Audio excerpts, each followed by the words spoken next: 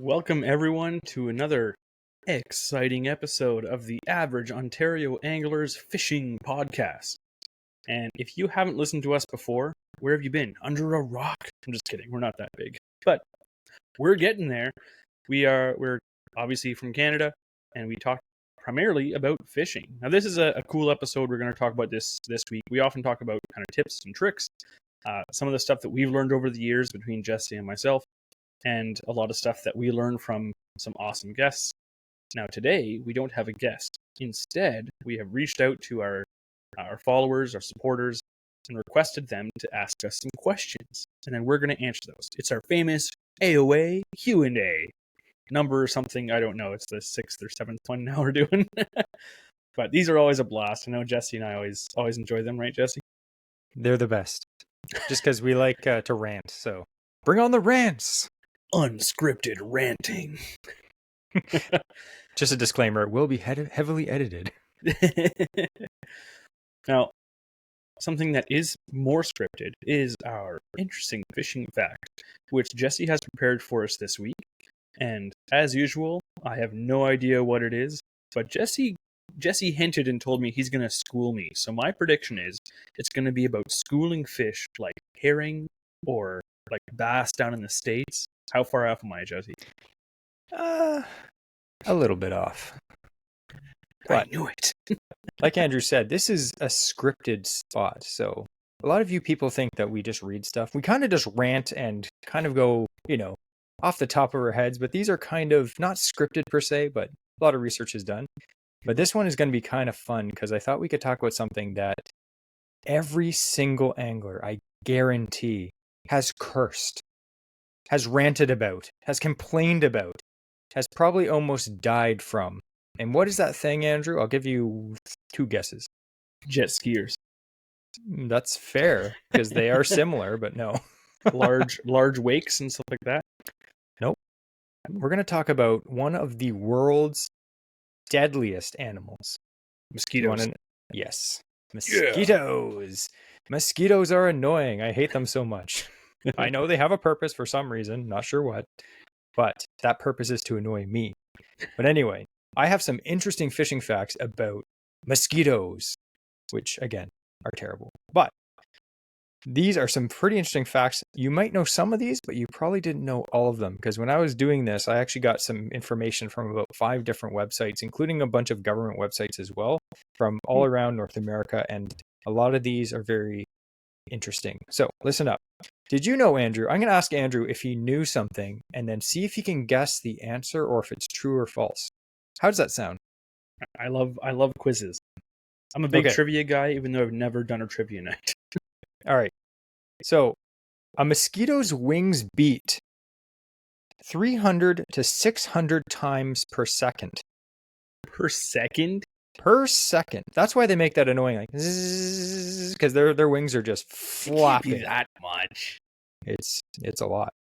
So wow. How fast is that compared to a hummingbird? Faster or slower? Way faster. How much faster? I think a hummingbird is like 200 beats per minute. 200 beats per minute? That can't be right. I don't know. It's a lot faster. Let's just say that. So apparently mosquitoes' wings beat from 300 to 600 times per second, and the hummingbird is 80. Wow. That's crazy. Wow. So like we've had a few opportunities to see hummingbirds pretty close. I was at my aunt's cottage a few years ago, and they have a hummingbird feeder right in front of their window, and you'll see them come in, and they're so loud. Of course, the wings are a lot larger, but that's crazy. But now every time you see or hear those stupid mosquitoes when you're in the tent, or you hear them and they're just like around your ears, like, and that's annoying noise, you know that their wings are beating so fast it's not even possible. It's crazy. Now, here's an interesting fact. Did you know that male mosquitoes find female mosquitoes by listening to the sound of their wings beating? The males can actually identify the correct species. There are 3,000 species of mosquitoes. So they can identify the exact species by the pitch of their female's wings. So I thought we could kind of, wouldn't that be interesting if that's how humans founded mates? So you're looking, all you do is you listen and we're not listening for wings because humans don't have wings, but Listen you for hear some them high walking. heels clicking across the floor. You're just like, hey, that's exactly the woman I want. Thank goodness we're not mosquitoes. So an adult mosquito can consume about 5 millionths of a liter of blood in a single meal. Now, it sounds like nothing. 5 millionths of a liter of blood. That's like, what? Half of a drop? Not even? Well, to compare that, if you're wondering, studies have revealed that mosquitoes are able to drink 3 times their own body weight in blood. So imagine, Andrew, if you had to drink 3 times your body weight in some kind of liquid, how much would that be? A lot. That's 600 pounds of, well, more than that. More than 600 pounds of whatever. Isn't that crazy? All right, here's another cool fact. Mosquitoes can fly at 1.6 to 2.4 kilometers per hour. So if you can walk at any speed, you should be able to outwalk a mosquito. So if you're getting eaten alive, just walk away. Now, unfortunately, they're Right coming into from all another cloud angles. of them. Yeah, so you're going to walk into more mosquitoes, so that's okay. Now, you may have wondered, how do mosquitoes find me? Every single time I'm out, the mosquitoes just find me and I don't know how. Well, this is how they find you. A mosquito can smell carbon dioxide you exhale for up to 80 feet away. And this is like the main thing that they track you by. Carbon dioxide it's the main way that they find you, and they find other things that they might want to eat. They're not only, attacking humans here. They also attack other things. But how do they do that? Well, they have a special organ called the maxillary pulp, and it helps them smell CO2 released from when we breathe. So we may think, oh, I'm going to run away from the mosquitoes because they can't chase me because they're slow. Unfortunately, when you're running, the CO2 increases, and then they'll be able to smell you from 80 feet away.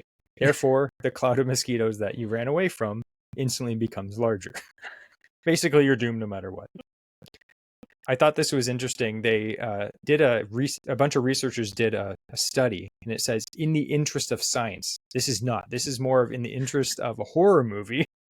Arctic researchers, like we know down here the mosquitoes are bad, but up there in the Arctic, in the summer, the mosquitoes are horrendously bad, like way worse than down here. The mosquitoes are different up there. They're like steroid mosquitoes.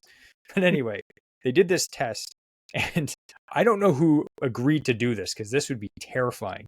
So they uncovered their chests, arms, and legs, and then they counted how many mosquito bites each person got per minute. Now, how terrifying is this? In 1 minute, as many as 9,000 mosquito bites. 9,000 mosquito bites per minute. Just attacking. Like your whole body would be covered. There wouldn't be a square inch of your body just not with a mosquito on it. And it said at this rate, an unprotected human would lose half of his or her blood supply in approximately 2 hours. So tip, if you're in the Arctic and you happen to be nude, no questions, no judgment, people, but if you are nude and you're running away from this cloud of mosquitoes and you're getting all these mosquitoes on you, you will die in 2 hours because they will suck half the blood out of you.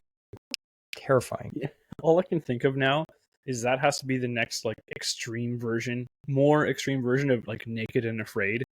Yes. Where they're in like really like northern, like North Territories of Canada, and they have like during peak mosquito season, and they're like, terrible. You get 0 bug spray. Like, ah. Now, you may ask me, Jesse, why would I be naked in the wilderness? Well, this next tip, or this next fact, will tell you maybe why. So, multiple studies have demonstrated that beer consumption can make humans more attractive to mosquitoes. One small study of 43 volunteers funded by the French National Research Agency showed that mosquitoes landed on people significantly more after they drank beer. So that's some food for thought. So whenever you're on the campfire... I wonder if that's the carbonation in the beer would be like on your breath more. I don't know. Whatever it is, those mosquitoes, they love it. So if you're literally drinking tons of beer, just expect to get more mosquito bites. Now, there are a lot of other mosquito bites information, but I'm going to save that for Mosquito Facts Part 2. But isn't that interesting? Now I'm terrified of, randomly losing my clothes in the Arctic and getting literally killed by mosquitoes. Like you always think, oh, I'll get malaria from a mosquito. Yeah, that probably will happen. But what if I lose my clothes? I happen to be fishing in the wilderness. Before you go any further, Jesse, I want to give a bit of background on something. When Jesse and I used to work together spraying like rust protection on cars, we used to have this thing called worst case scenario.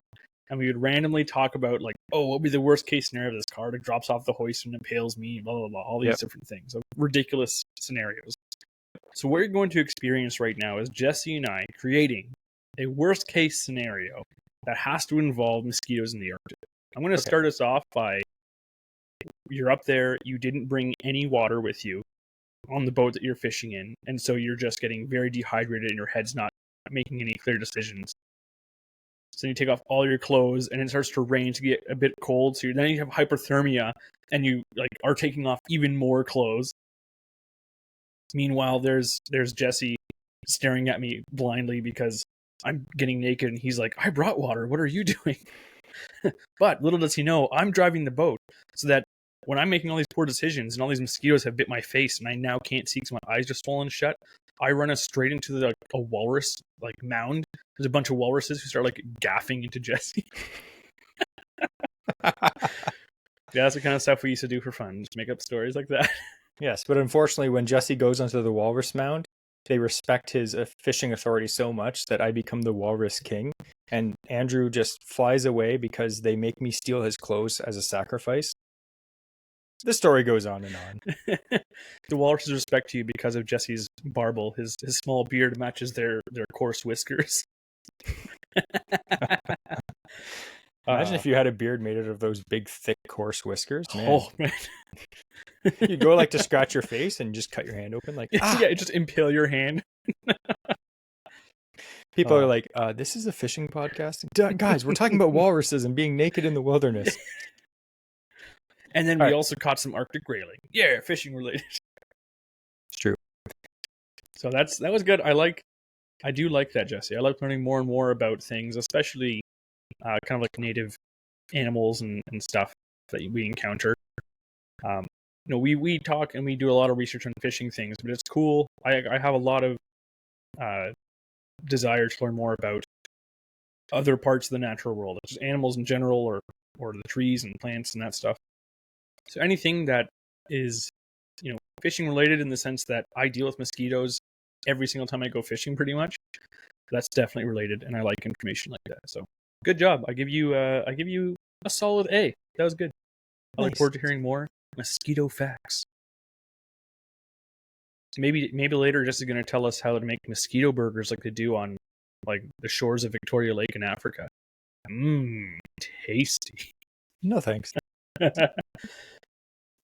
So as we had mentioned in the beginning at the outset of the podcast here, we have some awesome questions that we're going to answer.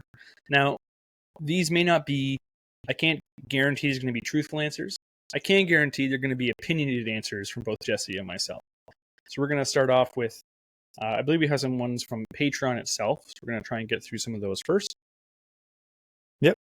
So these are actually some pretty good questions. I know every time we do AOA Q&A, oftentimes a lot of the questions are the same. Everyone's like, what's your personal best bass? Just like we've talked about this before. We're going to try to go into some of the other questions. Maybe we'll rant a little bit about them, but some of these are actually really good thoughtful, thought out questions. So here's a good question from Rob. He says, growing up, who got you into fishing, and can you tell us a specific moment from that time?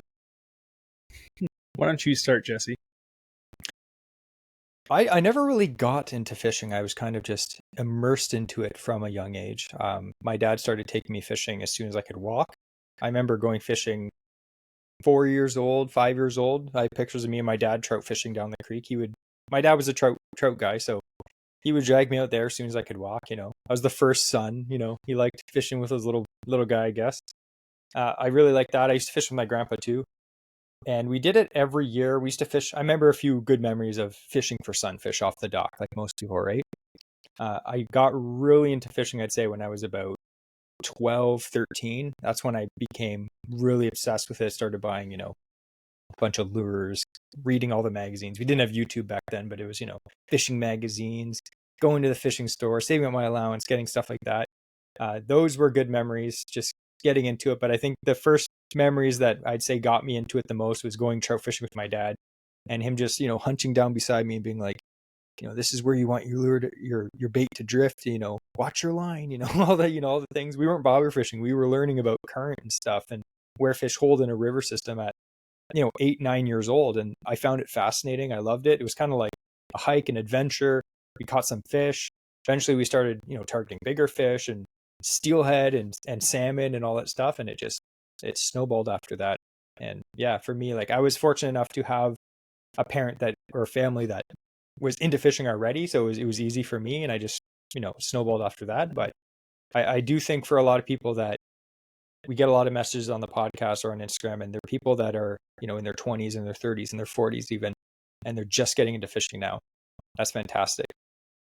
There's so many good resources now to get into it that you can be successful. But if you were lucky enough to have someone that got you in at such a young age, it's such a privilege, I would say. So that's for me. What about you? From a very young age, usually the trip that we would go on every summer would be either going interior camping at Algonquin Park or going up to the family cottage for a week in the summer. So it was both. We're on the water and we were fishing. When I'm up there and there is water nearby, I was always fishing.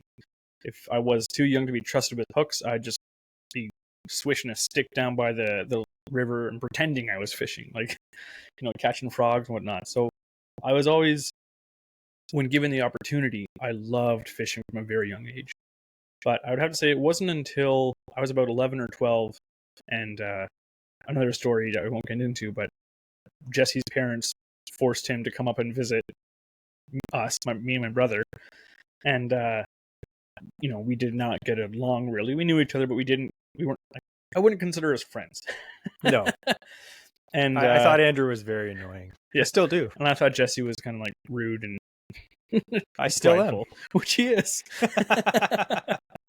But at that time, Jesse was kind of really getting into fishing himself. He had already had that passion for it starting at that time. And because we lived up close to Lake Simcoe, we would either go ice fishing or we would just walk down, ride our bikes down to the lake, and we would fish from shore. So learning that Jesse liked fishing, that kind of sparked the friendship between us. And his passion definitely rubbed off on me. So ever since then, I would start bugging my dad. So besides just going fishing when there was opportunities to do so, I was pestering my dad to make opportunities. Like, hey, let's go to some local lakes. Let's go out in the boat instead of just, going for a boat ride. Like, let's go fishing. Let's go fishing. And I was trying to make as many opportunities as possible ever since then. So, but yeah, like growing up, it was always something that we did when we were on pretty much vacation. We went fishing. So again, fishing with my grandpa, some of my fondest memories up there. And for a few years earlier on in our friendship, we were able to bring Jesse with us to that family cottage. So even he has memories of fishing with my grandpa too. There's some pretty good stories that come out of that. So yeah, heck of a guy. We should do one of these days. We should do a story time about Andrew's grandpa fishing stories. He's was quite a beast of an angler. Yep. Yeah. Old school. That's just think old school. That was him. Yep. Super old school. Like old. All right. Here's a good question from Rumblefish Adventures. He says, if you were a lure, what lure would you be? My first thought was stick bait because I just sit there and do nothing. It's kind of like wiggle in place, I'd probably say like a jitterbug, something that has like some good topwater action, something where it's exciting, but also you don't have to work very hard to give it that action. That's a good one. I would say a chatterbait because I like getting reactions out of people, either good or bad. I'm oftentimes very chatty. If you get me started on fishing, I can talk your leg off. So chatty Cathy right here. That's a good question. Here's a good question from some guy.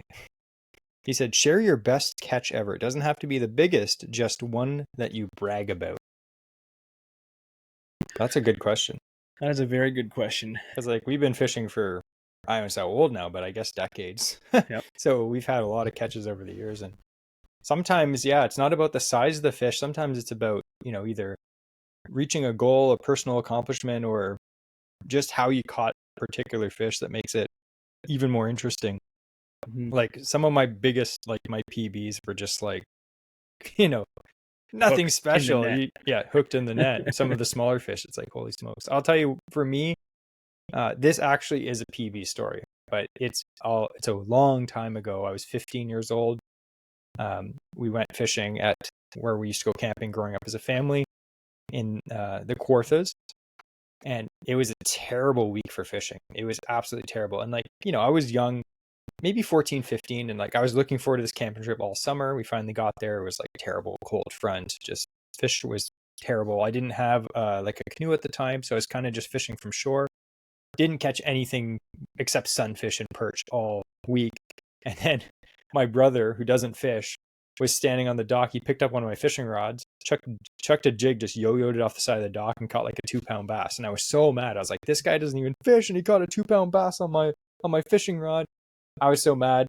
So anyway, he threw the fish back. Later that night, I went out and I fished at night at 11 p.m. in I waded up to my chest, almost up to my head. I waded way out past, almost into the weeds, and I was casting past that, so it was really far. And I caught a fish, which I thought was a big carp or something, and it turned out to be a 6.5-pound largemouth. This was I was 15, so it was, over 15 years ago. But I caught this fish, and I was fighting it in the dark, no moon. It was just pitch dark, and when I got it close, it was bulldogging around my leg. So I felt it swim by my leg. The line was wrapped on my leg, and I was freaking out. And I was like, I hate snapping turtles and stuff. So I was like, I hate anytime my legs are touching weeds or mud on the bottom.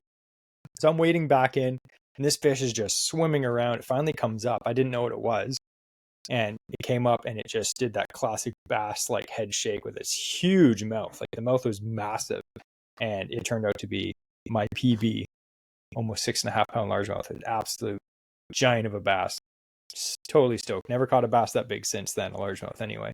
So that for me. It was a great catch, and I was still super young. I was 15, so I was at that time I was so stoked. I was like, dude, I just caught a 6-pound bass. It's absolutely insane.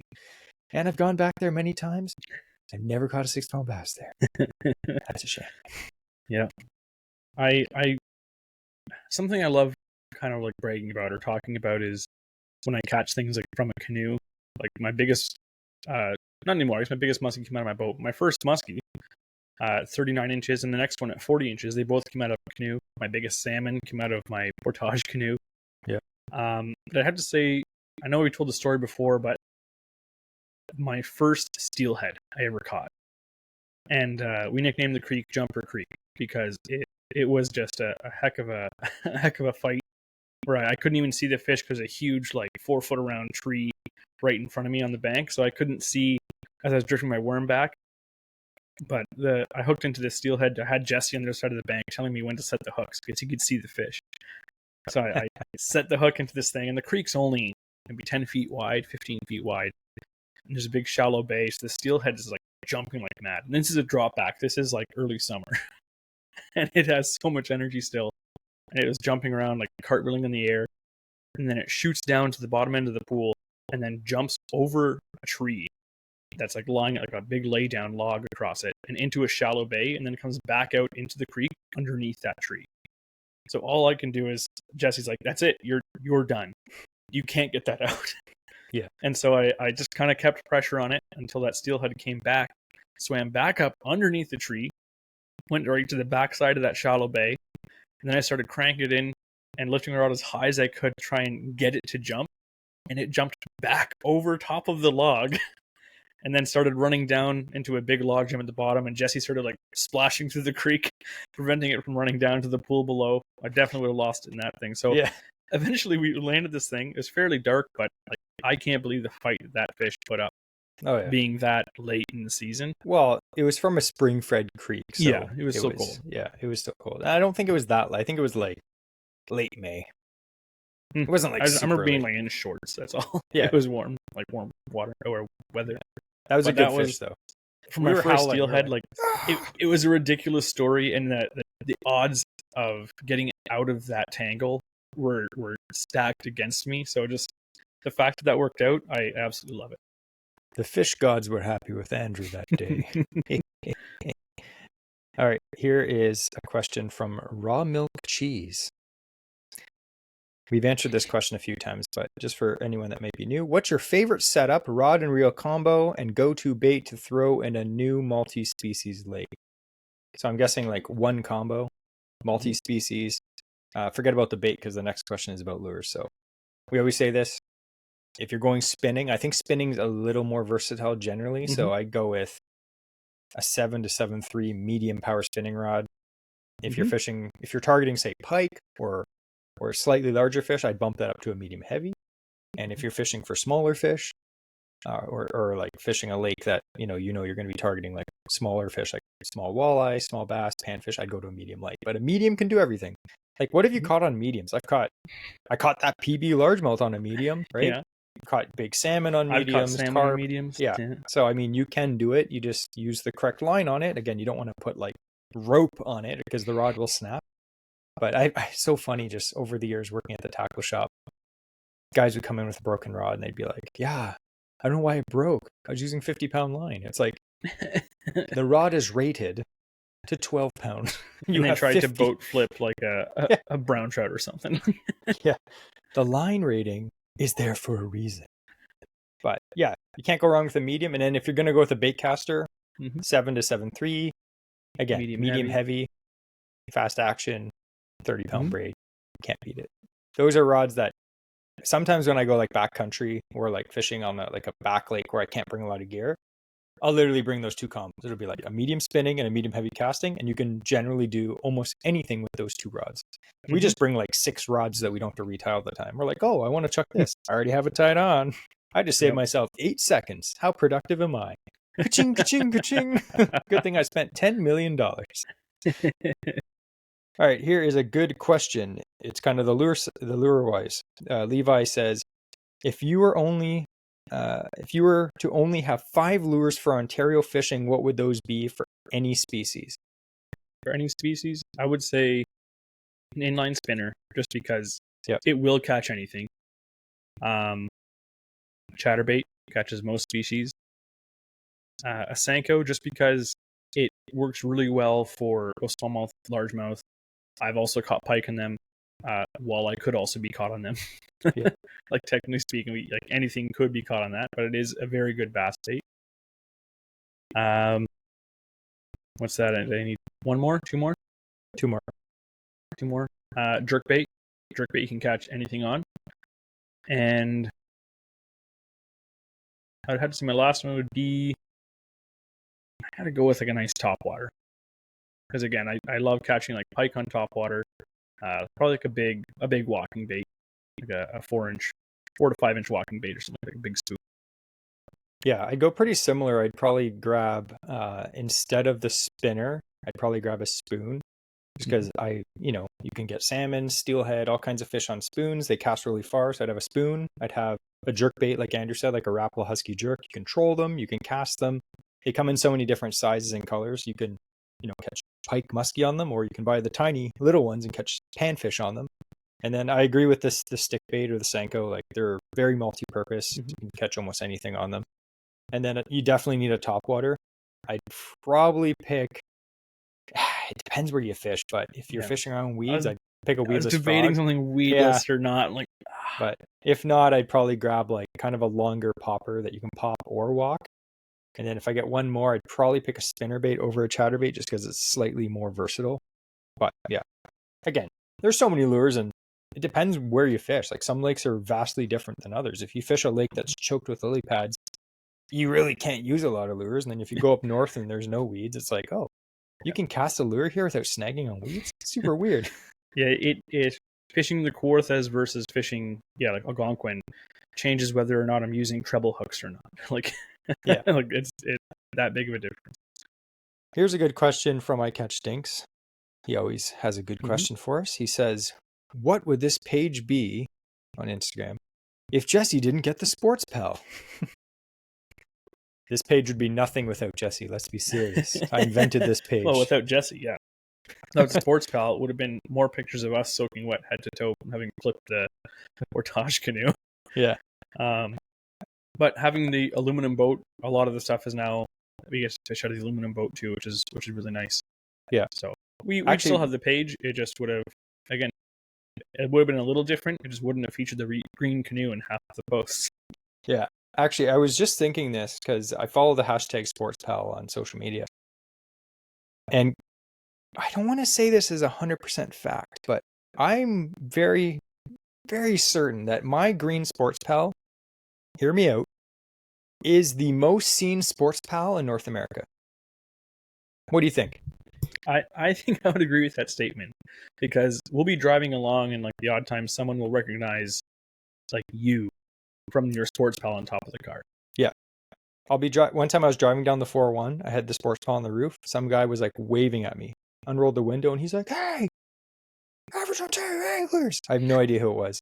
It's like, okay. I get so many people like wave at me on the 401 or on the 115 going up north. When we're on the lake, so many people will come over in their boat and be like, "Hey, sick boat."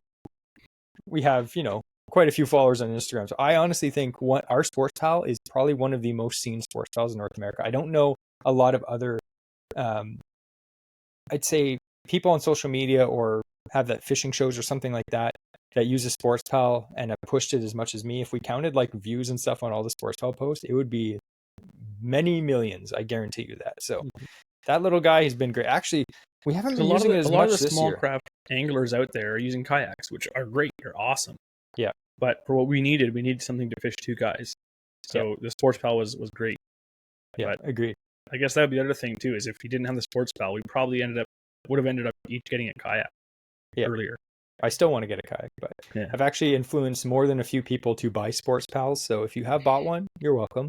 I'm glad you like it. I don't get any kickbacks from Sports Pal, so I'm not going to call it a Sports Pal anymore. No more free advertising, guys. Sorry. If you're listening to this, we're going to just call it the Green Canoe. Anyway, good question. Here is a question from Sly Dog Sport Fishing. He says, thoughts on waders in current, safety being a concern for some. So as someone who grew up steelhead fishing, I have waders. I fish waders a lot. I fish a lot in current. Andrew does a bit too. I'd say a lot of mistakes that I see people make when you're fishing with waders is A, you're dumb. People will just over too far and just fill up the wader. Yeah. So that is one thing. So they do always come with the belt, and I know a lot of guys don't wear them. But if you do fall in the water, heaven forbid, especially if it's deep water, because sometimes you'll be walking along and then all of a sudden there's just like a little like hole, and all of a sudden, boom, you'll go under the water. If your waders fill with water in the winter, A, your hypothermia, B, you're done. You're done fishing. You're not going to just like empty them out and keep fishing. You're going to freeze to death. But you could get pulled underwater and have all that extra weight of the water just pulling you down. So make sure you wear that belt that keeps the water out if you do fall in. Some people are like, well, it keeps the water in too. It's like, how does it get in if you're wearing it though? Also, you can unbuckle it. Anyway, wear the belt. It's safety. Another thing that I don't do as much, I do have one, but it's definitely something to consider, especially if you're over the age of 30, is getting one of those walking sticks. My buddy actually gave me one, and he was using it. You can actually like, feel ahead of you if you can't see. Sometimes the water's a little bit murky, but you can also like just have that extra support. If you hit a rock and then your foot turns sideways and you have that stick, you can like keep yourself balanced. So that's one thing. Two is don't literally walk like through heavy current. Like current is surprisingly strong, and you'll only realize that when you're like halfway through it and you're like, holy smokes, this is strong. It's just like you're literally like almost getting pushed right over. And say you hit a slimy rock under there, you go under, you're not wearing your belt, you fill with water, and you just drift down into the next pool dead. So don't do that. I don't know if the best thing is cross. Usually if you cross the widest crossing, unless it's like a big deep pool, that way the water is shallow, but it's not very deep, and most of that creek is wide. So that's usually where, you'll see it. You'll just see super shallow riffles that are 10 feet long, and just use the main crossings for safety. Yeah. But we haven't really fished like big, like big tribs and stuff like that where it would be a high risk for us. Like we're fishing the small stuff around here. Most of the time, if you get pulled down into current or something like that, and I've fallen into holes, and you just stand back up because it's still only 4 feet deep. Yeah, you're good. This is a good question here from Evan. He says, fall fishing or spring fishing, and why? That's a hard one. I'd have to say myself, fall. Fall's the time of year when fish are feeding up for winter, so generally they're more active. They're feeding up.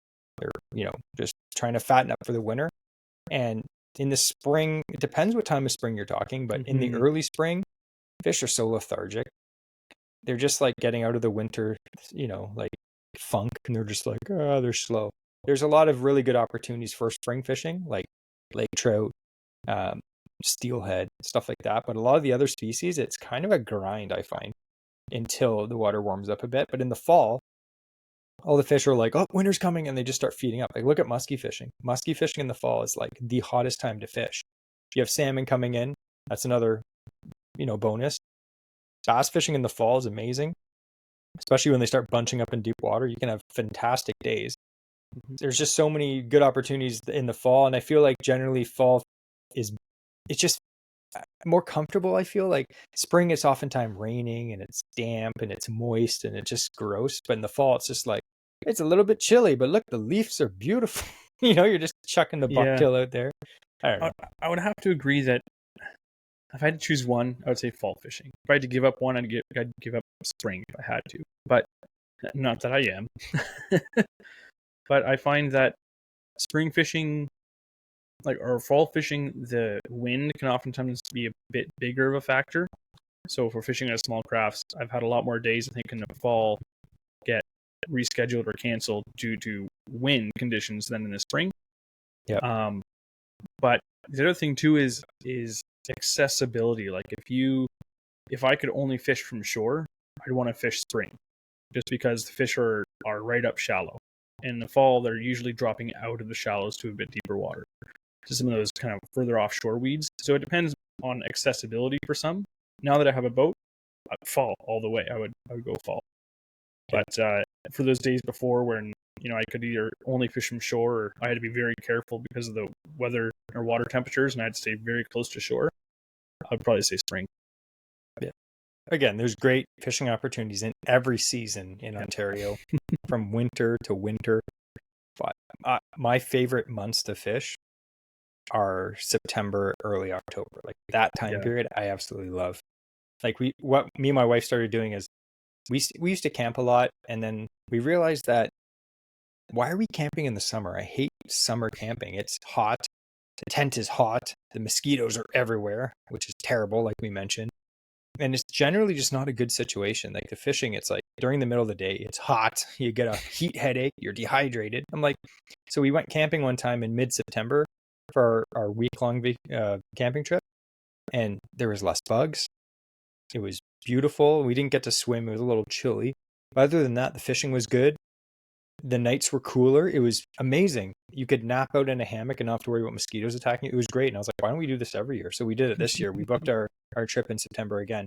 And we're even thinking about booking a trip in early October. So I do like the fall. It's a little more comfortable for me personally, but there's great, like we had a great spring ourselves, doing a lot of early season bass and trout and stuff like that. So it's hard. It's hard. In Ontario, you have so many options. That's the problem. It's not like Texas where they're just fishing for bass 12 months a year. That's cool. Lame. We fish for everything. Here's a good question from Mitch. He says, have you guys ever caught a bowfin and or burbot? I almost did. And it straightened out my jig hook. Yeah. I was jigging for bass, fished it right beside these bulrushes, and I thought I had like my new PB bass, and we figure now there's no way a bass pulled out that hook. Like it was a bowfin. Straightened that hook. That's guaranteed a bowfin. Yeah. So yeah, that's wasn't that's that on the a closest wacky I've rig? come, but I really want to. I really, really want to. So I've caught both, and I'll tell you, they are probably two of the most underrated species in Ontario. Bowfin, like Andrew mentioned, they are ferocious. They make bass. Like if you think bass fight good, a bowfin is like 5 times A bowfin is literally like a fin with muscle. Like, Yeah. the bass has one fin on the back. The bowfin is 3/4 of its body is its swimming apparatus. Like, it is so strong. They are crazy fish. I caught one a few years ago, and I was bass fishing, and I saw this bowfin, clear as day, just sitting there in like 8 inches of water. I had a flipping jig on. I flipped it out right in front of it, twitched it once, and the fish just smacked it. And it just held it, and I just set the hook. I got him right beside the boat. It was the first one I'd ever caught, and I didn't have a net with me, and you can't lip those things, I don't think, because they have teeth. So I was just like, how do I hold it? And in that confusion at the side of the boat, it was a decent size. It was like 7 pounds. I grabbed the side it like behind its head like a walleye, and then it kind of just like squirmed out of my hand, and then my jig fell out and didn't see him again. But I caught a few after that, but they weren't as big. But they fight like heck. Like, you have it on, and you're just like, oh man! Like, you hook a 5-pound bowfin, it fights like a 10-pound bass. It is crazy. Not that I've caught a 10-pound bass, but they fight really good. And as for bowfin are cool. I've only caught them while ice fishing. Like, they hit like freight trains. Like, I was jigging for walleye with, yeah, burbot. What did I say? You said bowfin. Oh, yeah, burbot. They fight crazy too. But I was jigging for walleye, and this thing just smacked my jig. And I was like, I thought it was a big pike because we were fishing on Nipissing, and the guy had showed us these pictures of this big northern this chick caught a few weeks before in the same hut, and I was like, oh, cool. And it gets up to the surface, and this big bowfin or a burbot. I'm messing them up. The slimy one. Yeah, and it was very, very cool fish, very cool markings, super slimy, gross. Apparently they taste good. One. I hear they're good. Yes, I hear they're really good. One. I want to eat it. I had no idea what to do with it at the time, so I released it. So he's probably still swimming up there. But yeah, one of the things I've heard, fish. and again, this is one thing I want to try if I get one, but you take like a cookie cutter and you stamp out like small, like loony sized pieces out of the tail section of the bovin, or sorry, burbot.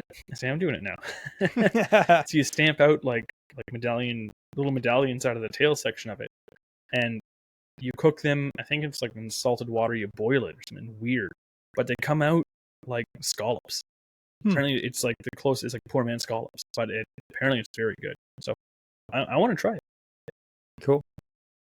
I got a pretty interesting question here. This is from sorry, one sec, I lost it. I was looking on Instagram. Now we're getting into the interesting ones. Nice.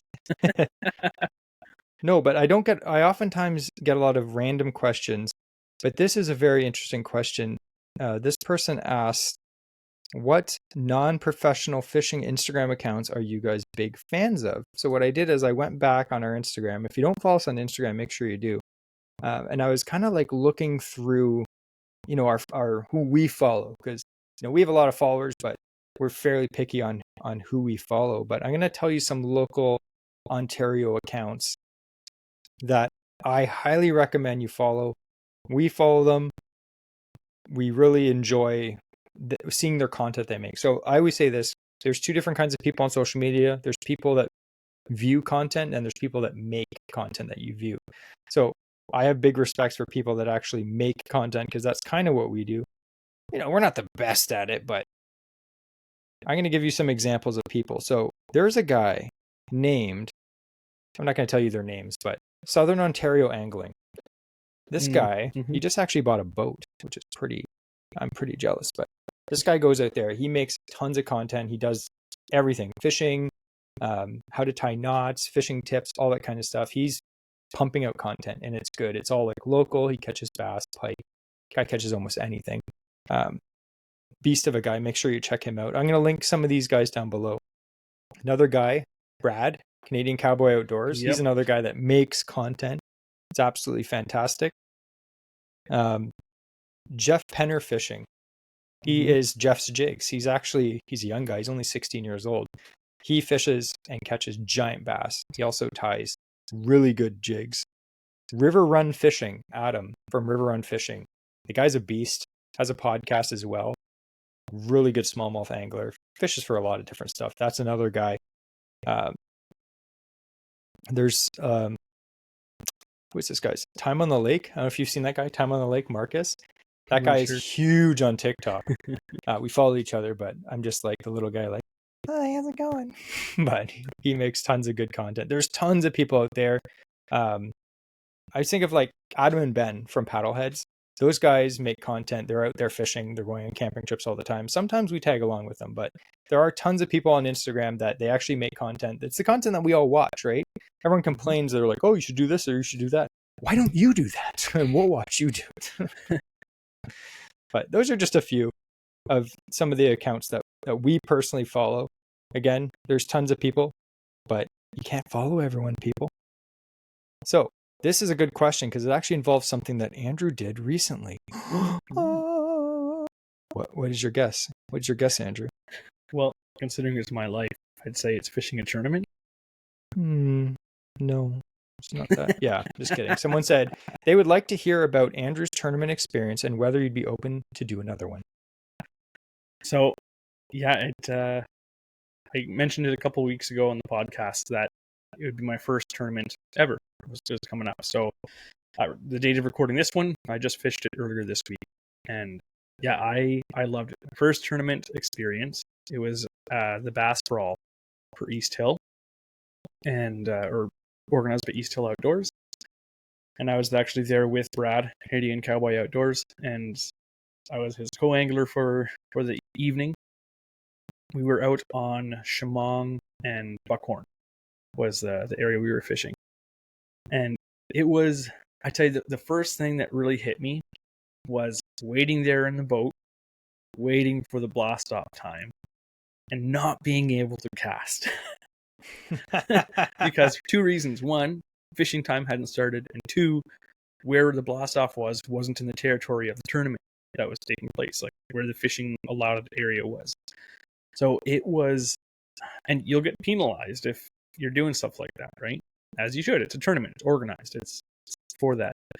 But it was hard for me. I'm like, man, I looked around. I'm like, I don't know if tournaments are for me, purely for the fact that it is killing me not casting at this dock we're sitting beside. Like, I need to throw a line in the water. But it was really cool. It's funny that the blast off where we left, it goes right up. We launched out of Gannon Narrows, and we had to go into Upper Buckhorn, which means there's that section under the bridge that is no wake. So all these boats are like, they fire up and immediately just like slow right down to 10K for the next like 15 minutes. And it was kind of like when you see cars in like downtown Toronto like racing each other between the traffic lights. Like that's what it felt like. So it was pretty interesting that way. But yeah, it was, I mean, the excitement when something is on the line. Now again, for me and Brad, we're there to have fun. It's not really anything on the line for us besides all the fish we caught. But the excitement of like you want to do something with this opportunity, like with this event, you want to make sure you're getting a bass. So when we got that first bass, and I actually caught the first bass that went into the bag, it was exciting, like super exciting, more than just catching a regular bass, because it wasn't big. It was over that 12-inch limit that we had to get to make sure we get something on the board. So it was like that excitement of doing that, like no matter every fish that you catch, like it just amps up your game of, I gotta get this in the boat, I can't botch this net job, I gotta make sure I do it right. And it wasn't anxiety for me, but it was like that excitement. There's more adrenaline going through you for this stuff. And yeah, I think we did all right. The results were actually posted today. So there were a total of 18 boats. It was we had to fish through the thunderstorm and stuff like that. It was an interesting evening. And Brad and I placed 12th. So not bad.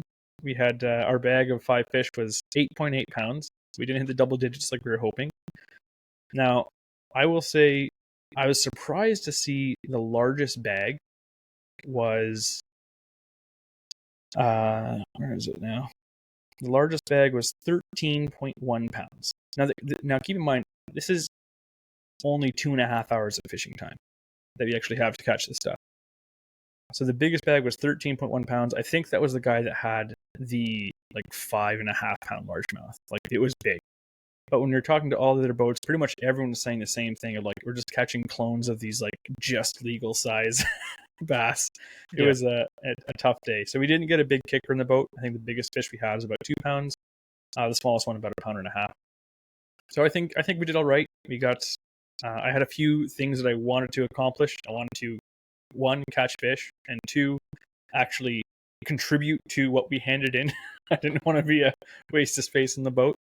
I also didn't want to botch a net job, which I didn't do. Neither of us did. We got all the fish in, and I wanted to cull fish. I wanted to get to the point where we could start culling the fish in the live well, and we did.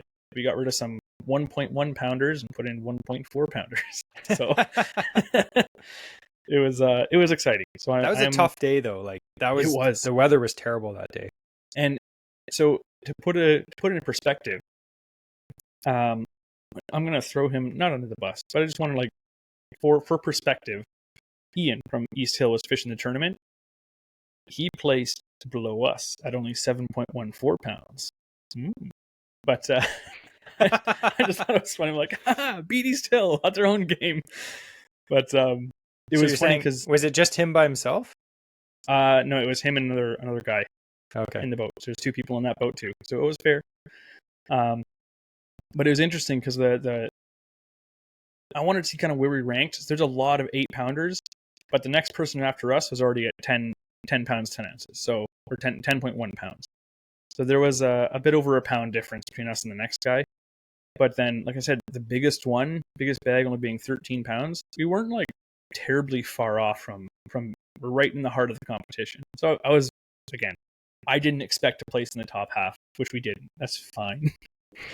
But we brought in 5 fish, and we accomplished almost all of the goals that I was hoping to achieve out of it, and it was fun. We had a blast. So would I do it again? Absolutely. I would love to fish another tournament. It was exciting. Yeah, and that's what it's all about. I feel like half of these guys, they just get so into it. Like these guys, the pros with the big bass boats and stuff, and you'll see they'll come 4th out of 80 boats, and they're like, I don't know what happened. I was just off my game today. It's like, you just cut 4th. They have that fishing mindset with, like, if they're not number pros. 1. Yeah, if everything under number 1 is a loser. It's like, dude, if I don't know, it's just the mindset of different people when they get super competitive, right? But it's all about having fun. Well, Brad and I were talking about that exact scenario, and then I was talking to Brad about how, like, Jesse and I, we were fishing recently, and we had it was kind of like an off day. It was hard fishing, really finicky fish, but we pulled in. We still got, like, the back lake that we did really well on, actually. Yeah. But the other day, the day before that, we went to a kind of a lake close to Porthos, and we got 5 bass each or so. We got a couple, like, nice ones. We got a 3-pounder, 3.5 pounder, whatever there. But a few 2s. It's nothing crazy. Like, for that lake, it wasn't amazing for that lake that we fished before. But, like, we're fishing, and we're just like, look at how far we have come. Because there would have been a time 5-7 years ago only for us where we'd have had a day like that and be like, that was an awesome day. Like, we both caught like 5 bass. We each caught a 3-pounder. Like that. And that is an awesome day. So we got to keep it in perspective of, like, just because you have more experience and you maybe have, your PBs are getting better as the years go by, you can't just hold yourself. It's only a good day if I'm breaking that PB or I'm doing better than I ever did. Like, that's not going to happen all the time. Those days are few and far between. When they come, they're special. They're amazing. But you got to, like, be happy with your victories. So, like, these guys, like you say, these guys in the tournament, it's different a bit because they're trying to make money with it. But when they're upset about their, like, oh, I didn't do good, because, like, you did do good. You just didn't do as good as that guy. But you did really good. Yeah. It's all about perspective. Yeah. And I always think, like what Andrew said, like, sometimes, like, we did this day where we went to a back lake and we caught at least 75 bass in the day between us. It was outrageous. It was crazy. And I had someone message me and be like, wow, like 70, 80 bass, like, that's insane. The most I've ever caught in one day is like 5. And I'm like, most days it's like that for us, but every once in a while you have a killer day. We've been fishing for decades. We've honed our techniques down, and we're fishing a back lake that was full of stupid fish. So, like, I always think sometimes when we're fishing, even if we're having a slow day and we're catching a few here and there, I'm like, I think logically someone would kill to have a day like this. So don't get cocky and be like, oh, it was a terrible day. We only caught, 12 pounds of bass. Like, it's fishing. It's fun. You're out there. Yeah. You're enjoying it. It's therapy. Enjoy it. And like I said, someone would kill to do that. Maybe once a year you can take someone fishing that has less experience than you or doesn't have access to a boat and take them out fishing with you and provide that experience to them so that they can fuel their passion as well. And they can remind you that fishing is fun again if you need it. Yeah. And there's this thing called beginner's luck. So if you're trying to catch your PB muskie, bring an absolute beginner and you might catch him. And as soon as he hooks into one, take his rod. Yeah. Look over there, an osprey. All right, here's a question from Southern Ontario Angling. Oh, that guy that we just talked about.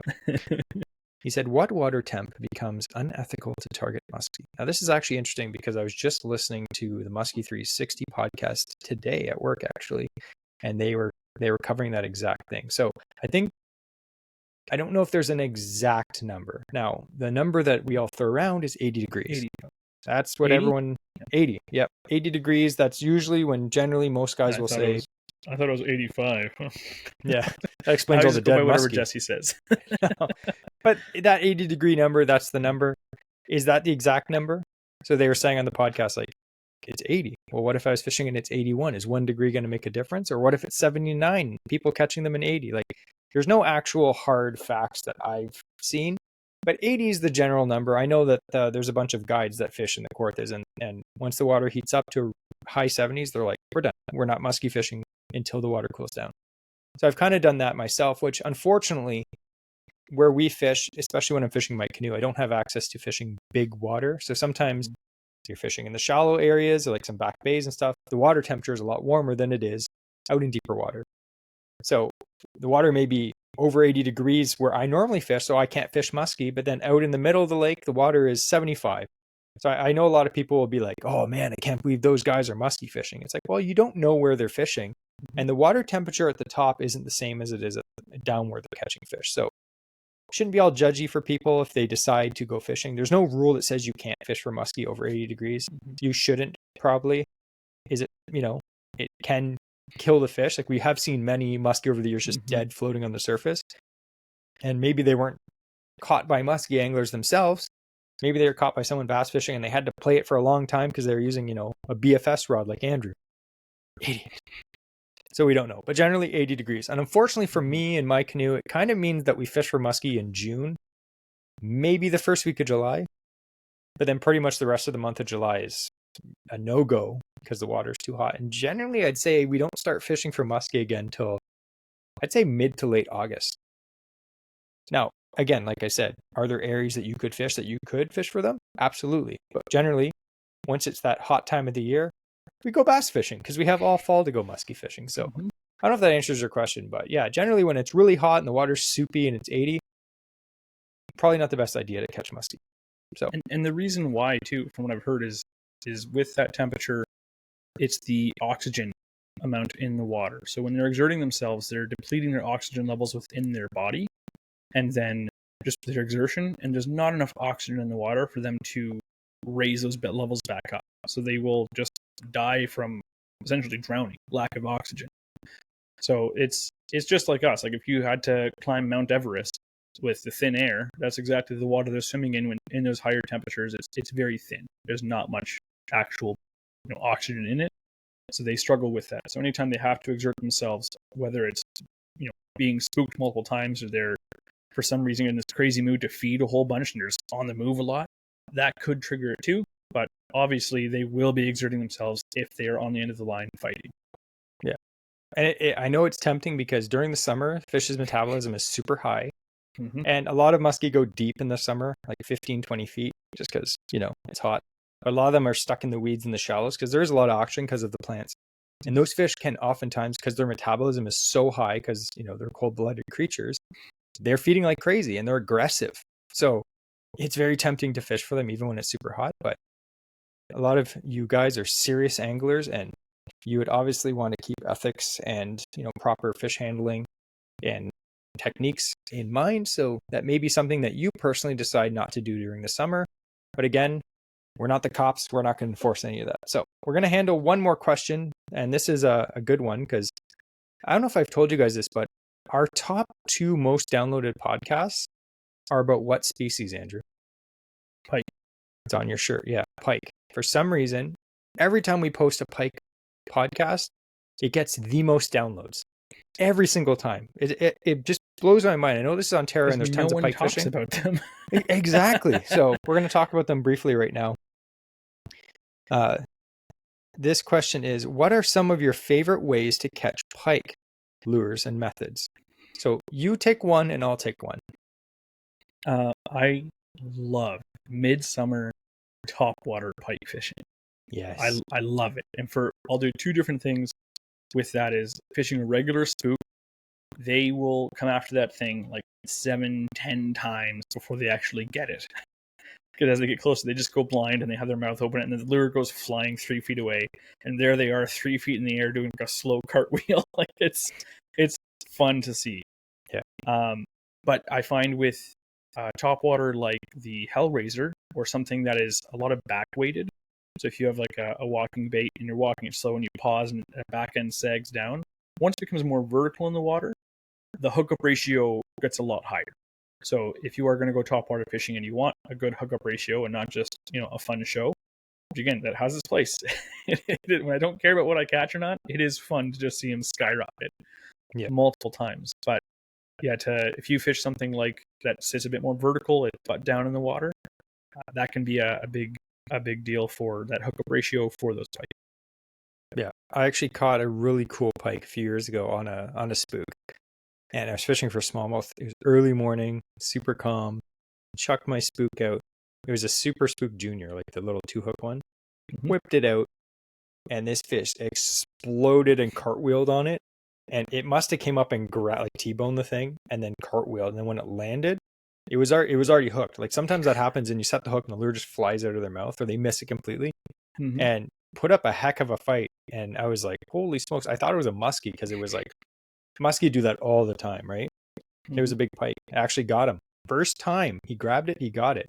Other times, like Andrew said, they'll go for it like 3 or 4 times and miss it every single time. It's like, dude, your eyes are on top of your head. Come on. I had one at the cottage. I kid you not, went for it 12 times in a row on the same cast. Just kept going, and it eventually nailed it. On that 12th time, it was like 8 feet away from the boat. It finally got it, and it was a 22-inch pike. Giant. I'd have to say one of my favorite ways to catch pike is with a jerkbait. And oftentimes that's kind of an early season thing for us, especially because jerkbaits can be worked very slowly, which is great. And they also draw fish in from a long distance. Pike are very visual feeders, like we always mention. So any lure like, a spinner, a spoon, a spinnerbait, a chatterbait, something that has some flash and bright colored, it's going to be good. But one of our favorite baits, it's hard to beat, is just an X-Trap, Andrew's favorite. We have a whole bunch of jerkbaits that we use, and they all catch fish. The Dual Realis jerkbaits are my current favorite. Just like Fire Tiger, Bright Orange, Silver, doesn't matter really. Just cast it out. And what I like to do is sometimes when the pike are aggressive, I won't even fish it like a jerkbait. I'll just cast it and reel it in. Pike don't care. Mm-hmm. Just swims back as a good wobble to it, like a husky jerk. Or we'll just troll them behind the boat. Sometimes before we got like motors, we were fishing out of Andrew's canoe. We would just cast like a Rapala husky jerk behind the boat, like the canoe, 50 feet behind, and then just paddle along. That thing would be wiggling back there, and a pike would just come up and smack it. Pike will follow your lure sometimes for a long time and then just engulf it. And I think if I had to have only one pike lure, it would probably be a jerkbait. It would be a hard choice for me, but it would probably be a jerkbait. So they're great lures. You can get shallow diving ones, deep diving ones. Cover the whole water spectrum right there. The only bad thing about jerkbaits is pike tend to engulf them, and they have oftentimes 3 sets of treble hooks, which is bad. So make sure you have jaw spreaders and a good pair of pliers. So that's all we're going to cover today, because we're actually over an hour now. Ooh. So everyone got a little bit extra in the minutes there. So we hope you enjoyed that on your commute. But if we want to, before we leave, we want to give a big thanks to all of our people who are listening. You guys, thanks for listening yet again to another hopefully awesome podcast. I think I enjoyed it. I know Jesse does. Yeah, we always enjoy these Q&As.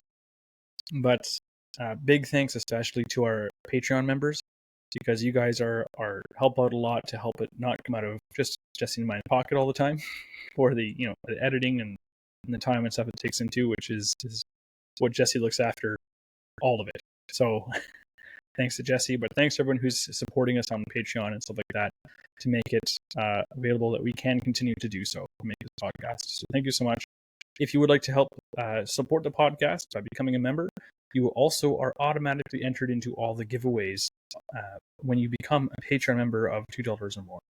So it's not much like buying us a cup of coffee once a month and only buying one of us a cup of coffee, which is kind of rude. So maybe go for that $4 a month. No, but we're excited to have giveaways, and all those giveaways are going right to our automatically entered for our Patreon members so they can win. Now, before we sign off, we have, as tradition states, we have the quote of the week, and to handle that is Jesse. I forgot about that. We always that's the quote of the week. All right, that's I forgot about that.